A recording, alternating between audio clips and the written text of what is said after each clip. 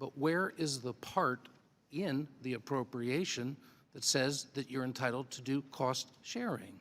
Well, as you know, we've not been involved directly in that discussion. We're not involved in the litigation. It's not.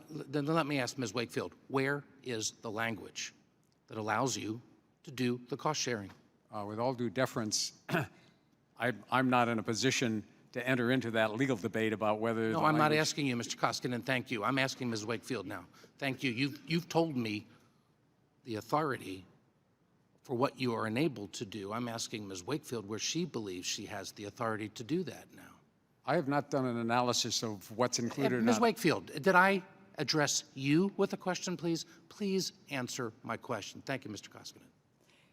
It is our interpretation that the Affordable Care Act requires the executive branch through this section to make advance payments for the payments of premium tax credits. This is a process question. Can you point to me where you're entitled to do that? Sir, I cannot. I'm not an attorney or a lawyer. I can say that for the specific interpretation of that language, I'd refer you to the briefs that have been filed by the Department of Wakefield, Justice. we're talking about a process here, not the briefs in a legal filing. You can't refer me to it because it doesn't exist. Where in that language does it say you are entitled to make payments for cost sharing? Read it. What I can say is that our interpretation of Interpretation that of section, what? What are you interpreting? Tell me, Mr. Mazur, what are you interpreting? Show me the point that says cost sharing is entitled to be paid for. This is not a complex issue. Mr. Meehan, we're not trying to make this hard for you, but if you look at the Affordable Care Act as a whole, there are cost-sharing payments that are authorized in the program.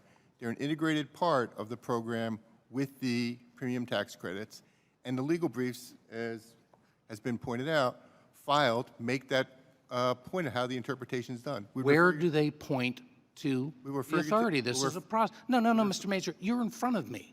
Yeah, I refer you to the legal briefs to take a look at them. They're Well, publicly why available. don't you refer to the legal briefs and tell me where they are? Because I don't have the legal briefs in front of me at the moment. Why did you sir. come not prepared to answer the very question that relates to the point that each and every one of you made, relying on this specific provision, and yet completely unprepared when I pointed out the specific language that does not give you that authority?